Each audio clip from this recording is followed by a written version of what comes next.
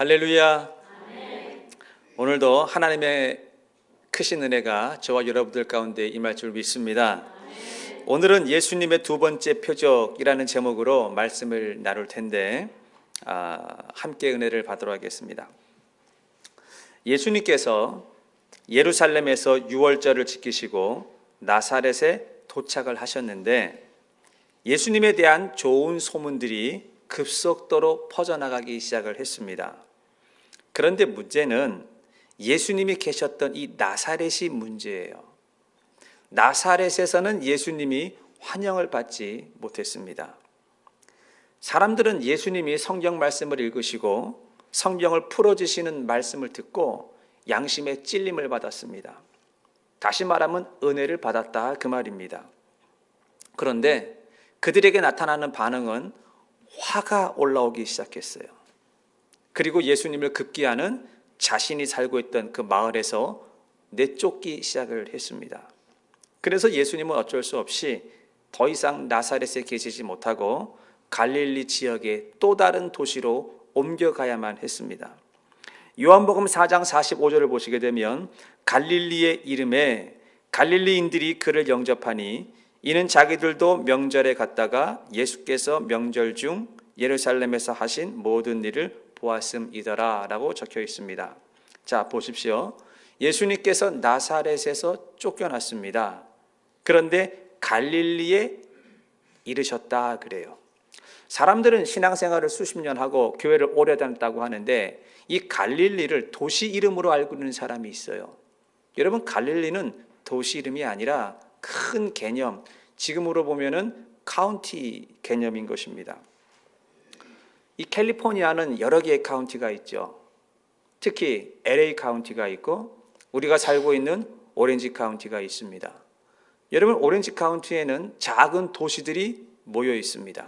우리 교회가 있는 플러턴이라고 하는 도시도 있고 플러턴 옆에 부에나팍이라고 하는 도시도 있고 그 옆에 애나임도 있고 라미라다도 있고 보레아도 있고 얼바인도 있고 가든그로브도 있고 또 뭐가 있습니까? 아무튼 이런 작은 도시들이 모여서 오렌지 카운티 이렇게 이야기를 합니다. 자, 그러면 갈릴리는 도시 이름이 아니고 갈릴리는 카운티 개념인 것이죠. 그러면 갈릴리에는 어떤 도시들이 모여 있었냐면 여러분, 나사렛이라고 하는 도시가 있고 또 그 옆에 가나라고 하는 도시도 있고 그리고 가버나움이라고 하는 도시도 있고 디베랴라고 하는 도시도 있는데 이 도시들은 갈릴리 호수의 서쪽 방향에 있는 도시들이고 갈릴리 호수를 중심으로 동쪽 방향으로 가게 되면 거라사라고 하는 도시나 데가볼리 이런 도시들이 있습니다. 이 모든 도시들을 통틀어서 우리는 갈릴리 지역, 갈릴리 카운티 이렇게 부르는 것입니다. 그러니까 예수님의 사역은 주로 이 갈릴리를 중심으로 예수님이 사역을 하셨기 때문에 여러분들이 정말 신앙생활을 제대로 하고 예수님이 무슨 일을 하셨는지 알기를 원한다면 이 갈릴리 주변에 있는 도시들을 기억하고 있어야 한다는 겁니다. 갈릴리는 예수님의 주요 활동 무대였습니다.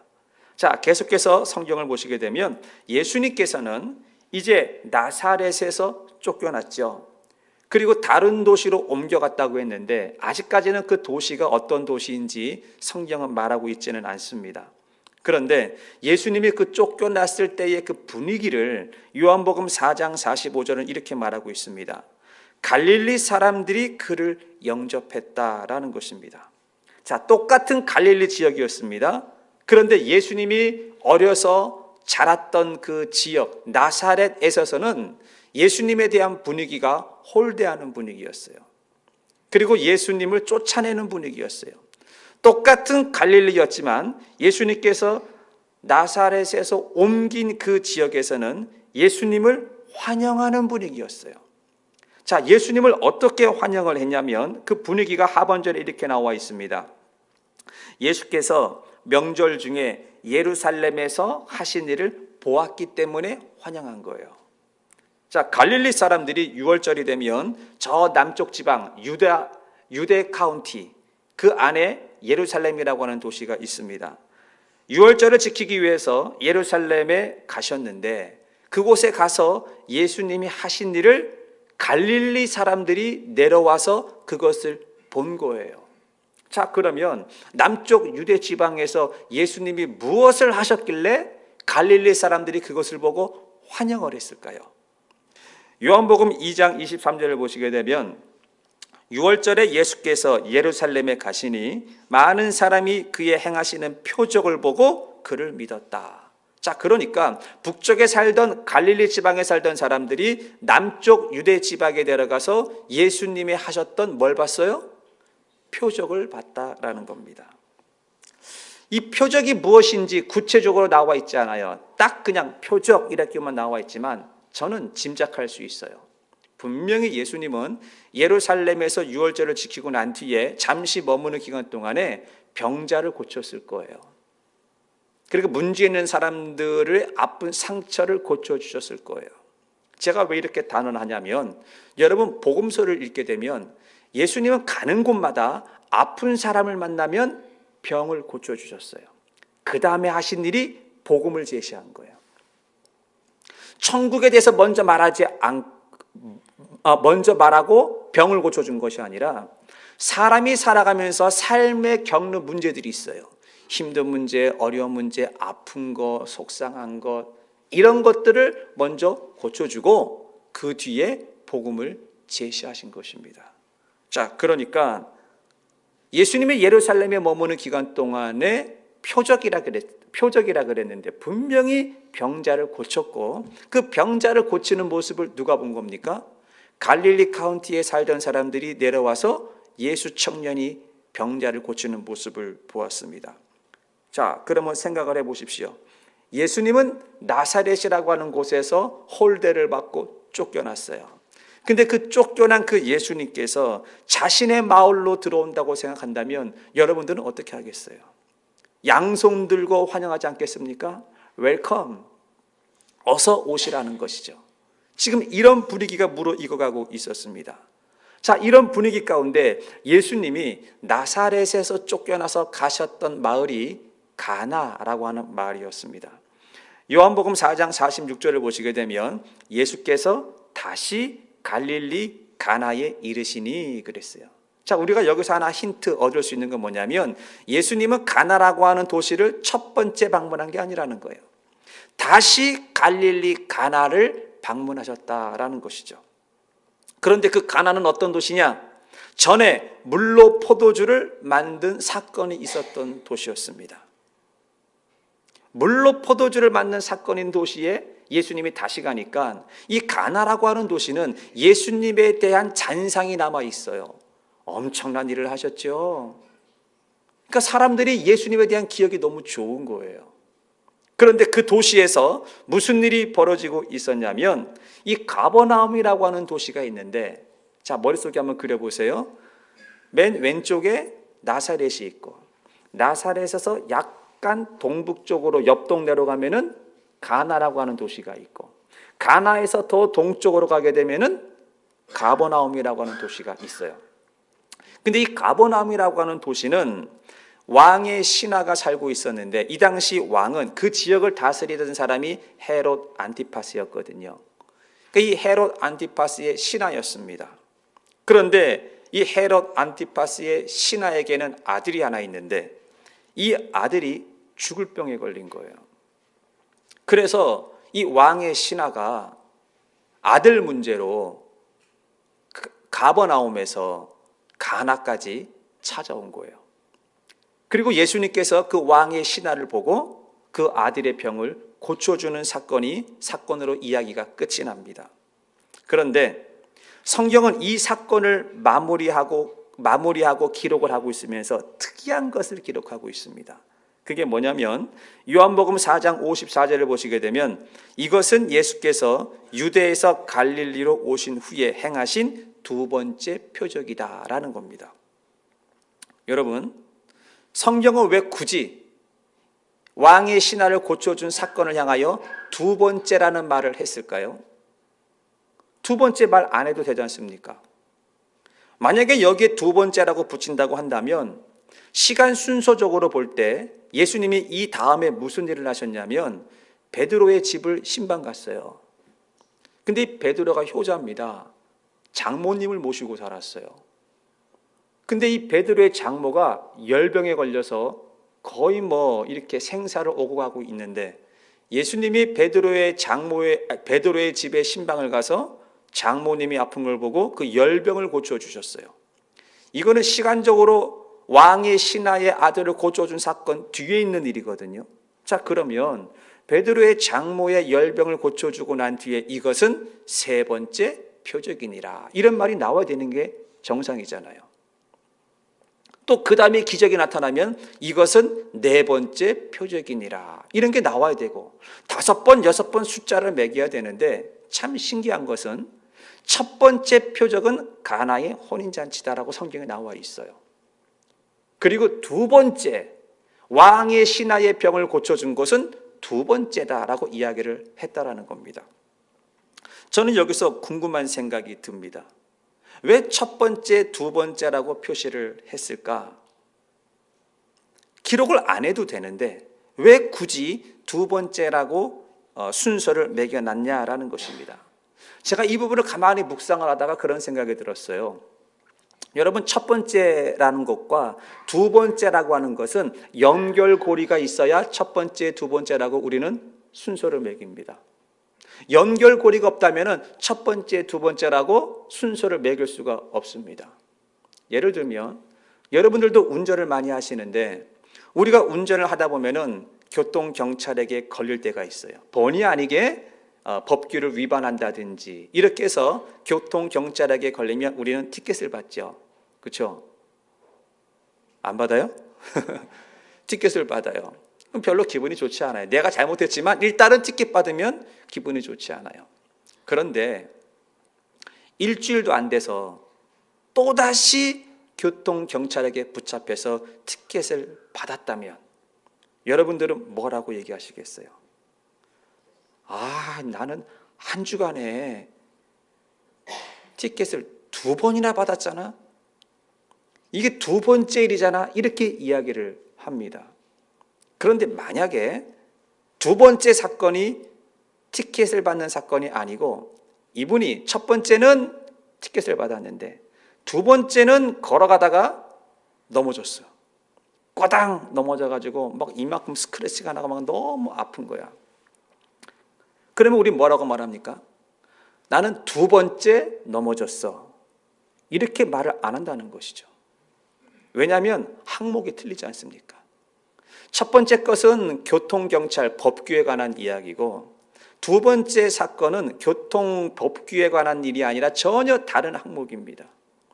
서로 연결고리가 없기 때문에 우리는 첫 번째 거와 두 번째 사건을 가지고 우리는 두 번째야 이런 말을 안 한다는 것이죠. 자, 그러면 첫 번째, 두 번째라고 한다는 것은 앞의 사건과 뒤의 사건이 연결이 되어 있다라는 얘기입니다. 그렇죠? 자, 그렇다면 예수님께서 갈릴리 지방에서 첫 번째 행하셨던 사건이 무엇입니까? 가나의 혼인잔치, 무리변에서 포도주가 되는 사건하고 두 번째 표적이 무엇이었습니까? 왕의 신하의 아들, 죽어가는 아들을 살려준 것. 이 사건하고 이 두 사건이 전혀 다른 사건이 아니라 무엇인가 연결고리가 있다라는 겁니다. 자, 오늘 한번 그 연결고리를 찾아볼 텐데 이 두 사건이 무슨 연결고리가 있을까요? 가나의 혼인잔치나 왕의 아들을 살려준 이야기는 확실한 건 둘 다 믿음을 다루고 있다는 겁니다. 믿음. 그런데 중요한 것은 이 믿음이 보통 믿음이 아니라 우리는 보통 믿음을 관리 차원에서 생각을 많이 합니다. 그런데 이 두 사건이 공통적으로 이야기하고 있는 것은 믿음은 키워나가야 된다는 것입니다. 믿으십니까? 예수님의 첫 번째 기적을 보십시오. 가나의 혼인잔치 집에서 물을 포도주로 만드는 사건이었는데 이 사건의 마지막에 어떻게 끝이 나냐면 요한복음 2장 11절에 예수께서 이 첫 표적을 갈릴리 가나에서 행하여 그의 영광을 나타내심에 제자들이 그를 믿으니라. 이 뒷부분은 사실 적지 않아도 되는 내용이에요. 예수님께서 갈릴리 가나에서 첫 표적을 행하셨다. 그리고 그분의 영광이 드러났다. 이러면 끝나는 부분인데 마지막에 뭐라 그랬습니까? 이것 때문에 제자들이 그를 믿었다라는 얘기예요. 그 전까지는 제자들이 예수님이 구원자인지 아니면은 정말 하나님의 아들인지 잘 몰랐어요. 그런데 이 기적, 이 표적을 보고 제자들이 예수를 믿었다. 그러니까 확실한 믿음을 심어주기 위해서 예수님께서는 제자들을 데리고 갈릴리 가나의 혼인잔치집에 간 것이죠. 그러면 두 번째 표적은 무엇이었습니까? 왕의 신하가 자녀 문제로 예수님을 찾아오는 장면이 나옵니다. 저는 이 대목을 묵상할 때마다 그런 마음이 삶의 것이 들어옵니다. 이 세상 모든 부모들은요, 이 부모를 다루는 도구가 이 자녀더라는 겁니다. 자녀. 왜냐하면 이 자식 이기는 부모 없다고, 사람은 자녀 문제 앞에만 딱 서게 되면 모든 부모는요 무릎을 꿇게 되어 있어요. 아무리 고집이 세고 아무리 강해도 자식 문제가 뻥 터지면 무릎을 꿇더라는 것입니다. 제가 목회를 하면서 보니까 자식 문제 생기잖아요. 교회 나와서 울더라고. 평상시에는 기도 안 하던 사람이 자녀 문제 생기니까 기도하는 모습을 봅니다. 평상시에는 대충 신앙생활 하던 사람이 자녀 문제 생기니까 새벽 예배도 나오고 어떤 분은 금식까지 하는 분을 보았습니다. 자녀 문제가 생기면 예수님께 알아서 나오더라는 것입니다. 이 왕의 신하도 그렇습니다. 이 왕의 신하도 자녀 문제가 생기니까 절대로 예수님께 나올 수 없는 사람이 예수님께 나오는 걸 보지 않습니까? 여러분, 이 당시 헤롯 안티파스의 신하라면은요, 이 사람이 부족한 게 뭐가 있겠습니까? 분명히 살 만큼 사는 사람이고 경제적인 여유도 있고 또 권력도 있고 아쉬운 게 없는 사람인데 아이가 죽을 병에 걸리니까 그러자 체면이고 뭐고 다 내려놓고 예수님께 나오지 않습니까? 자, 그렇다면 우리가 여기서 한 가지 보아야 될 것이 있는데 이 아버지의 믿음을 한번 살펴보자는 것입니다. 처음에는 이 아버지가 예수님께 나올 때 믿음을 가지고 나온 게 아니에요. 믿음이 있어서 나온 것이 아니라 어떻게 나왔냐면 소문 때문에 나온 거예요. 요한복음 4장 47절을 보시게 되면 그가 예수께서 유대로부터 갈릴리로 오셨다 하는 것을 듣고 그랬어요. 소문이죠. 소문 듣고 예수님께 나와서 간청합니다. 내려오셔서 내 아들의 병을 고쳐주십시오 하니 그가 거의 죽게 되었음이라 그럽니다. 예수께서 오셨다는 소문을 듣고 이 아버지가 찾아 나왔습니다. 내 아들을 고쳐주십시오라는 얘기는 아주 심각한 병에 걸렸다는 것입니다. 그러자 예수님께서 이런 말씀을 하셨어요. 너희는 도무지 표적과 기사가 아니면 믿지를 않으려고 하는구나. 그러니까 지금 이 왕의 신하의 아들을 살려준 것은 표적이 중요한 것이 아니라 예수님이 하셨던 말씀을 보자고요. 너희들은 표적과 기사가 아니면 도대체 믿으려고 하지를 않아. 그러니까 이 사건은 믿음에 대한 이야기라는 것입니다. 지금 이 사건은 아이가 병이 낫냐 안 낫냐 여기에 포커스를 맞추면 안 돼요. 믿음에 대한 이야기가 흘러가고 있다는 것을 발견해야 되는 겁니다. 그리고 예수님께서 하신 말씀이 이런 말씀을 하셨습니다. 요한복음 4장 50절에 예수께서 이르시되 가라 내 아들이 살아있다 하니 그 사람이 예수께서 하신 말씀을 믿고 갔다 그럽니다. 자, 처음에는 소문을 듣고 왔습니다. 그리고 예수님을 만났고 예수님께 복음을 들었습니다. 복음을 들으니까 어떻게 됐어요? 믿음이 생기는 거예요.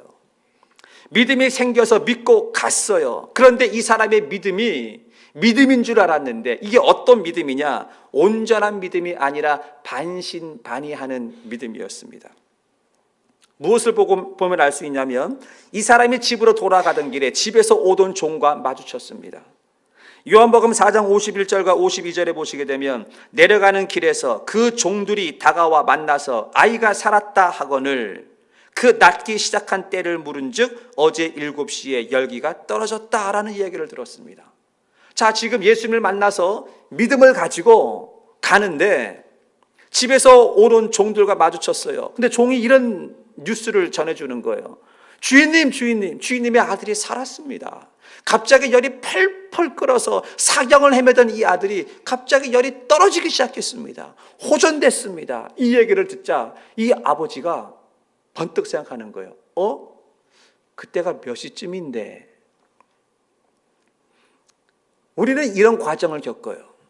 은혜가 좀 있을 때는 하나님의 말씀, 하나님 은혜가 되는데, 근데 좀 은혜가 떨어지고 나면은요, 이게 뭐 되려고 하니까 된 거지 뭐 하나님이 해주신 거겠어? 이런 말이 들어와요. 그래서 비교를 해보는 거예요. 이게 진짜 하나님이 하신 건가 아닌가 하고 시간 계산을 한번 해봤습니다. 그때가 언제쯤인데? 라고 물어보니까 종들이 그럽니다. 어제 7시쯤에 열이 떨어졌습니다. 이렇게 얘기를 해요. 자, 유대인들이 쓰는 시간법하고 우리가 쓰는 시간법하고 6시간 차이가 납니다. 유대인들이 7시 그러면은 6시간을 돌려서 1시인 거예요. 그러니까 이 지금 아버지하고 예수님하고 만나서 대화가 오고 간 시간은 정오가 지난 1시였어요. 그 1시에 예수님이 너의 아들이 살았다. 그만 집에 가라. 라는 이야기를 듣고 믿음을 가지고 집에 걸어갔는데 이제 해가 떨어질 때가 됐습니다. 유대인들은요, 해가 지면 다시 하루가 시작하는 거죠. 요즘 보통 몇 시에 해가 집니까? 한 5시, 6시쯤이면 해가 지지 않습니까? 그때부터 하루가 계산되는 거예요. 그러니까 1시에 예수님한테 그런 이야기를 듣고 적어도 5시간 이상을 걸어간 거예요. 쭉 걸어가다가 해가 떨어지고 난 년에 종들이 오는데 마주쳤어요. 그러니까 종들이 계산하기를 1시에 열이 떨어졌으니까 해는 5, 6시에 기울었으니까 1시가 어제가 되는 거예요. 어제 7시에 열이 떨어지기 시작했습니다. 근데 가만히 보니까 내가 예수님하고 만났을 때가 그 시간이거든. 예수님이 그 말씀을 하셨거든. 그러니까 이 아버지에게 어떤 마음이 들어왔냐면 요한복음 4장 53절을 보시게 되면 그의 아버지가 예수께서 내 아들이 살아있다 말씀하신 그때인 줄 알고 시간을 계산해 보니까 이게 딱 맞거든요. 그때인 줄 알고 자기와 그 온 집안이 다 믿었다라는 거죠. 자, 여기서 믿었다라는 거하고 예수님께서 너희 아들이 살아있다 집에 가라 믿고 간구하고 다른 믿음이에요. 앞의 믿음은 온전한 믿음이 아니었고 뒤의 믿음은 온전한 믿음이었습니다. 자, 이 아버지의 믿음의 상태가 어떻게 변하고 있습니까? 이 믿음이 단계별로 발전하는 것을 볼 수가 있습니다. 처음에는 전혀 믿음이 없이 단순히 소문 듣고 오는 그 믿음이었어요. 그러다가 반신반의하는 믿음으로 자랐다가 그리고 자신이 무엇인가 경험하고 난 뒤에는 온전한 믿음으로 자랐습니다. 자, 성도 여러분, 자, 우리는 여기서 이 믿음의 성격이라는 걸 알 수가 있어요. 믿음이 어떤 겁니까? 믿음은 딱 내가 예수를 믿는 그 순간부터 완제품이 나에게 딱 주어지는 게 아니에요. 예수를 믿으면 내 믿음이 태어나고 이 믿음이 시간이 지나면서 믿음은 자라는 거예요. 믿으십니까? 그래서 우리는 우리의 믿음이 자라야 그게 정상이라는 것입니다. 자, 그러면 질문 하나 하겠습니다. 여러분들은 지금 믿음이 자라고 있습니까? 믿음이 자라고 있는지 자라지 않고 있는지는 5년 전에 여러분의 믿음의 상태하고 지금 내 믿음의 컨디션하고 자랐냐 안 자랐냐를 묻는 것입니다. 그러니까 믿음은 관리 대상이 아닙니다. 믿음은 키워나가야 하는 것입니다. 그런데 의외로 많은 사람들이 이 믿음을 잃어버리지 않기 위해서 믿음을 관리 차원에서 믿음을 유지하고 있는 사람들이 있다라는 거예요. 아니에요. 믿음은 관리가 아니고 믿음은 키워나가고 믿음은 성장시켜야 하는 것입니다. 그래서 어제의 믿음보다 오늘의 믿음이 더 좋아야 되고 오늘의 믿음보다 내일의 믿음이 더 좋아야 될 줄 믿습니다. 자, 그렇다면 믿음은 키워나가는 것이라고 그랬는데 이 믿음을 도대체 어떻게 하면 키울 수 있겠습니까? 다 믿음 키우고 싶죠. 그런데 왜 우리의 믿음이 자라지 않냐라는 것입니다. 자, 믿음을 키우는 방법은요, 제 경험으로 볼 땐 딱 하나입니다. 영적인 세계를 경험하는 거예요. 백날 이야기 들어봐야 한 번 경험한 것을 이길 수가 없습니다. 사랑하는 성도 여러분, 영의 세계가 있을까요? 없을까요? 있습니다. 신앙생활을 하면서 이 영의 세계를 모르거나 영의 세계를 부정을 한다면 여러분 신앙생활이 얼마나 고달프고 힘든 줄 아십니까? 가나의 혼인잔치 집 사건을 보십시오. 한참 결혼식이 무르익어가고 있습니다. 그런데 포도주가 뚝 떨어졌습니다. 예수님께서 그 집안에서 일하는 하인들에게 이렇게 이야기를 했습니다. 요한복음 2장 7절과 9절에 보시면 예수께서 그들에게 이르시되 항아리에 물을 채우라 하신즉 아구까지 채우니 이제는 떠서 연회장에게 갖다 주라 하시매 갖다 주었더니 연회장은 물로 된 포도주를 맛보고도 어디서 났는지 알지 못하되 물 떠온 하인들은 알더라 그랬습니다. 맹물이 포도주가 된 겁니다. 그러니까 비슷하게 바뀐 것이 아니라 완전히 DNA가 바뀐 것입니다. 자, 맹물이 포도주가 된 걸 여러분 과학적으로 설명할 수 있습니까? 이 물의 화학기호가 H2O죠. 수소 2개에 산소 하나 붙으면 이 물이 되는 겁니다. 근데 이 H2O, 이 물이 알코올이 됐어요. 포도주가 됐어요. 이 알코올의 화학 분자는 제가 찾아보니까 CnH2H 플러스 1OH라고 합니다. 아주 복잡하죠. 그냥 그러려니 하고 들으세요. 근데 이 화학기호는요, 하이드록시라는 거와 탄소 원자가 결합이 되면 알코올이 되는 거예요. 그러니까 이 물은 절대로 알코올이 될 수가 없습니다. 그런데 결과는 뭐냐? 물이 포도주가 된 거예요. 물이 알코올이 된 거예요. 자, 이건 사실이거든요. 이걸 어떻게 설명하시겠습니까? 여러분 말로 설명할 수 있습니까? 화학기호로, 과학으로 설명할 수 있습니까? 설명 못해요. 그런데 설명하는 길이 있습니다. 어떻게 설명을 하냐면 이 9절 말씀이 정답이에요. 연회장은 물로 된 포도주를 맛보고도 어디서 났는지 알지 못하지만 물떠온 하인들은 알더라. 이게 정답이에요. 기적이 일어나고 표적이 일어난 것은요, 들은 사람은 절대로 알 길이 없어요. 근데 누구만 아느냐? 물떠온 하인은 아는 거예요.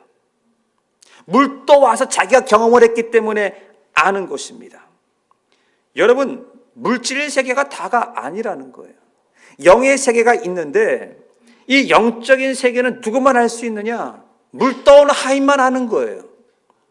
경험한 사람만 알 수 있다라는 것입니다.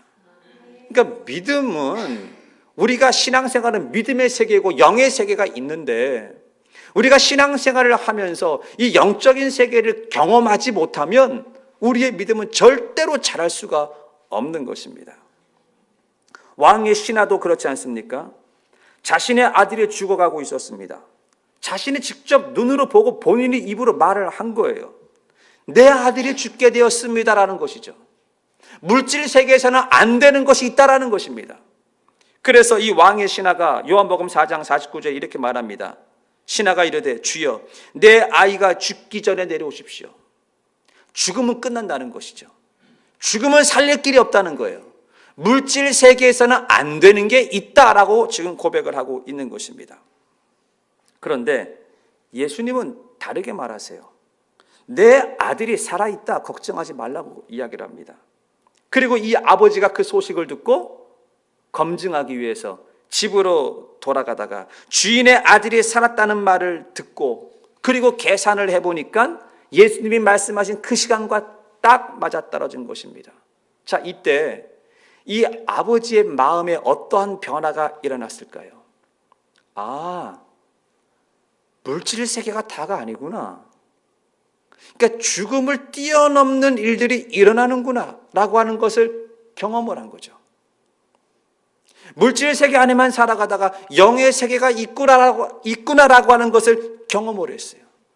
그리고 난 뒤에 또 다른 믿음이 들어간 것입니다. 물이 포도주로 변하는 사건도 물질 세계에서는 일어날 수 없는 일인데 믿음으로 되지 않습니까?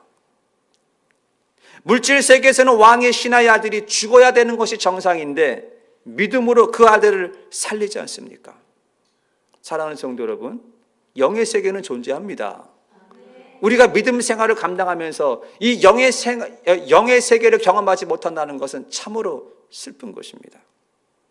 마태복음 8장을 보시게 되면 로마의 백부장이 자신의 집에 많은 종들이 있는데 그 종 가운데 한 사람이 아팠어요.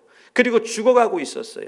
모른 척 할 수도 있는데 이 로마의 백부장이 마음이 참 따뜻했던 사람 같습니다. 예수님께 찾아갔습니다. 예수님, 우리 집에 종이 하나 있는데 이 종이 죽어갑니다. 예수님, 이 종을 좀 고쳐주십시오 그랬어요. 그래서 예수님이 그래, 그러면 너희 집에 신방 좀 가자. 그리고는 백부장을 따라가려고 하는데 백부장이 이런 말을 하는 거예요. 예수님, 우리 집에 올 필요 없습니다. 이렇게 얘기를 해요. 아니, 신방 가자고 온 거 아니야? 우리 집에 신방 올 필요 없습니다. 마태복음 8장 9절에 보시면 나도 남의 수하에 있는 사람이요 내 아래에 군사도 있으니 이더러 가라 하면 가고 저더러 오라 하면 오고 내 종도로 이것을 하라 하면 하나이다. 여러분, 지금 이 백부장의 믿음이 어떤 믿음입니까? 이 사람은요, 영의 세계가 있는 것을 정확하게 알고 있었어요. 내가 백부장이기 때문에 내 밑에 100명의 수하에 거느리는 사람이 있는데 내 말 한마디면 100명이 가라면 다 갑니다. 오라면 다 옵니다. 앉으라면 다 앉고 쓰라면 다 씁니다. 그러니 예수님께서 올 필요 뭐 있습니까? 말씀 한마디만 하십시오. 예수님 말 한마디에 이 물질 세계가 움직이고 따라갈 수밖에 없다라고 이야기를 한 것입니다. 대단한 거 아닙니까? 지금 이 백부장은요, 이 영적인 세계에 대한 원리를 알고 있었어요. 근데 더 중요한 것은 이 물질 세계는 이 영적인 세계 안에 포함되어 있기 때문에 이 영의 세계가 움직이면 이 물질 세계는 따라서 움직이게 되어 있는 거예요. 왜냐하면 그 안에 들어가 있기 때문에. 그러면 우리의 물질 세계의 환경을 바꾸려면 뭘 바꿔야 되는 거예요? 영의 세계가 움직이고 영적인 세계, 믿음의 세계가 바뀌게 되면 내 물질의 세계, 내게 눈에 보이는 세계는 당연히 바뀌게 되어 있는 것입니다. 그렇다면 사랑하는 성도 여러분, 우리가 이 원리를 알고 이 원리를 배웠다면 우리도 적용해야 되는 거 아닙니까? 그런데 왜 우리는 믿음을 유리상자 안에 가둬놓습니까? 한 단계 띄워놓고 믿음이 더 자라야 되는데 왜 믿음이 자라는 것보다 그저 관리만 하려고 하냐는 거예요. 이만하면 됐어. 이 정도 신앙생활하면 됐지. 여러분, 이게 속는 겁니다. 우리의 믿음은 주님 오시는 그날까지 끝까지 자라가야 돼요. 믿으십니까? 그래서 여러분들은 내 자신의 믿음을 보면서 내 믿음이 지금 안주하고 있는가? 아니면 지금 내가 내 믿음이 자라려고 몸부림치고 있는가? 우리 자신을 한번 되돌아봐야 되는 것이고, 사람은 반드시 믿음의 한 단계가 신앙생활 하다가 어느 순간에 그 업그레이드하는 단계가 오는데 그 업그레이드하는 그 단계가 뭐냐면 영의 세계를 한번 꼭 경험해야 하는 것입니다. 여러분, 그것을 인식하시고 살아가시기를 주의 이름으로 축원합니다. 눈에 보이는 물질이 전부가 아닌 것이에요. 그 뒤에 있는 걸 바라봐야 됩니다. 자, 그렇다면 세 번째, 가나의 혼인잔치와 왕의 신하의 아들을 고친 사건에 도대체 이 두 사건이 무슨 연관성이 있냐면 이런 게 있어요. 사람이 살다 보면 참 힘든 일을 만납니다. 어려운 일도 경험합니다. 그런데 그 힘들고 문제 있고 어려운 것을 믿음으로 희망을 바라보고 뛰어넘어야 한다는 것이죠. 사랑하는 성도 여러분, 지금 여러분들이 만약에 가슴에 손을 얹고 딱 생각을 한다면 여러분들은 지금 삶에 희망이 있습니까? 내가 지금 사는 게 기쁘냐 말입니다. 내가 지금 무엇인가 하는데 익사이팅하고 좀 기대가 되냐 말입니다. 만약에 우리가 삶을 살아가면서 무엇인가 한 부분에 대해서 좌절한다면 그것은 믿음의 사람이 아닙니다. 내가 지금 무엇인가 너무나 힘들고 답답해서 그만 좀 포기할까? 뭐 좀 내려놓을까? 이런 마음을 가졌다면 그 사람은 믿음의 사람이 아니죠.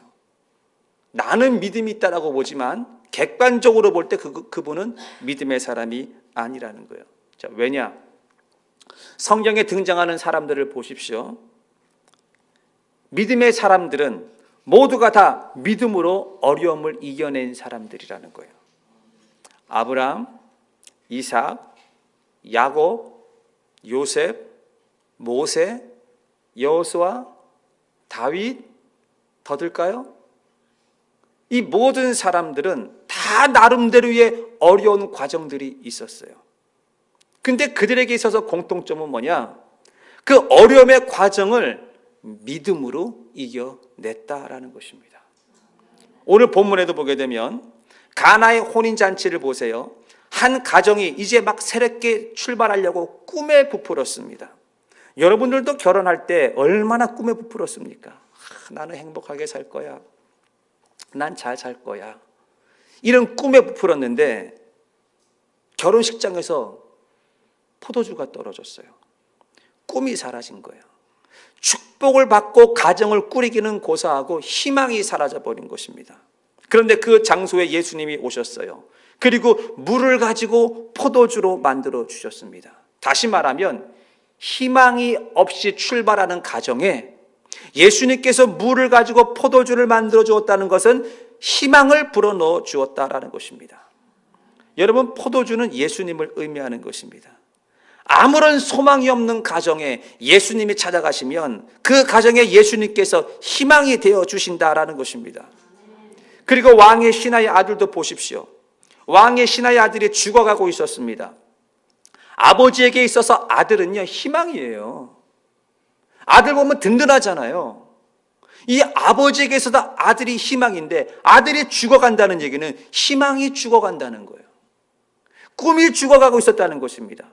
그런데 예수님께서 그 아들을 살려주셨다는 것은 희망이 죽어가는 그 사람에게 다시 희망을 불어넣어 주었다는 것입니다. 그러므로 우리 삶이 아무리 힘들고 어렵다 할지라도 사람은 희망을 포기해서는 안 될 줄 믿습니다. 환경이 아무리 좋아도 사람은 꿈이 없거나 희망이 없으면 그 사람은 죽은 사람이고, 또 환경이 아무리 힘들고 피곤하고 어렵다 할지라도 여러분 희망이 있으면 그 사람은 살아있는 사람이라는 것입니다. 그렇기 때문에 우리는 이 희망을 키우기 위해서는 절대로 믿음을 놓아서는 안 될 줄 믿습니다. 근데 그 믿음이 어떤 믿음이냐? 관리하는 믿음이 아니에요. 이 정도, 이것이 아니라 우리의 믿음은 계속해서 키워 나가야 된다라는 것입니다. 어디까지요? 예수님의 분량만큼.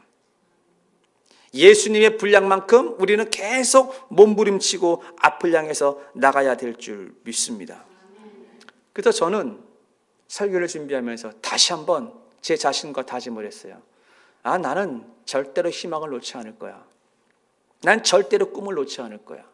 우리 프라미스 교회는 부흥할 것이고, 우리 프라미스 교회는 하나님을 기쁘시게 하는 교회가 될 것이라는 희망을 갖고 있습니다. 분명히 이 지역을 보니까 예수 믿다가 실족한 영혼들이 많아요. 그 영혼들이 때가 되면 구름대같이 몰려올 것이고, 또 그들이 우리 프라미스 교회를 통해서 정말 예수님에 대해서 바른 만남, 신앙의 뿌리를 내리고 함께 성장하는 것을 저는 꿈을 꾸고 있습니다. 그뿐이 아니에요. 우리 성도들을 바라보면서 모두 다 하나님의 군사로 키우려고 하는 그런 꿈을 가지고 있고, 또 그들이 영적인 지도자가 되어서 하나님 나라에 크게 쓰임받을 것을 꿈꾸고 있습니다. 우리 프라미스 교회 성도들은 분명히 행복할 것이고, 또 우리 자녀들은, 믿음 안에서 살아가는 자녀들은 반드시 잘 되게 되어 있습니다. 여러분, 아이를 키우다 보면 아이가 부모를 힘들게 할 때 있습니다. 눈에 보이는 것을 바라보고 힘들어하는 것은 물질 세계에 멈추는 것이고, 내 믿음을 그냥 관리만 하는 거예요. 잃어버리지 않으려고 전전긍긍하는 거예요. 그러나 영의 세계가 있는 걸 바라보신다면 그 아이의 10년 뒤를 내다보십시오. 그 아이의 10년 뒤를 내다보고 믿음으로 선포해야 되는 것입니다. 우리 아이는 잘 될 것이고, 하나님이 지켜줄 것이고, 믿음의 친구를 만날 것이고, 믿음의 동력자를 만날 것이고, 하나님께서 쓰임받는 귀한 자녀가 될 것이고, 그 믿음의 말로 선포를 해야 되는 것입니다. 믿으십니까? 아멘. 그러면 하나님께서 아브라함에게 주셨던 그 복이 저와 여러분에게도 흘러올 줄을 믿습니다. 결론적으로 사랑하는 성도 여러분, 믿음은 잃어버리지 않기 위해서 그냥 전전긍긍하고 가지고 있는 것이 아니라, 예수 믿는 것 중요하죠. 그러나 그 믿음을 키워나가는 건 더 중요한 것입니다. 어디까지요? 그리스도의 장성한 분량까지 우리는 믿음을 키워나가야 될 줄 믿습니다. 두 번째는, 믿음을 키우는 길은 반드시 영의 세계를 한번 경험해야 하는 것인데, 여러분, 이 세상의 모든 세상은 물질 세계만 존재하는 것이 아니라 물질 세계 너머에 영의 세계가 있다라는 것입니다. 우리가 믿음의 눈으로 영의 세계를 바라보시고 영의 세계에 믿음의 말을 선포하심으로 그 믿음이 여러분의 물질 세계에 나타나기를 주의 이름으로 축원을 드리겠습니다. 그리고 마지막 세 번째는, 믿음 있는 사람이라면 여러분, 믿음으로 인생을 살아내야 하는 것입니다. 믿음이 있는데 왜 좌절합니까? 믿음이 있는데 왜 포기하려고 합니까? 믿음이 있는데 왜 주저앉으려고 합니까? 그건 믿음이 아니에요. 믿음은 희망을 바라보는 거예요. 믿음은 꿈을 바라보는 거예요. 예수 그리스도가 우리의 꿈이고 예수 그리스도가 우리의 희망이기 때문에 여러분, 믿음의 눈을 들어서 예수 그리스도를 바라보고 희망찬 삶을 사시기를 주의 이름으로 축원을 드리겠습니다. 아멘.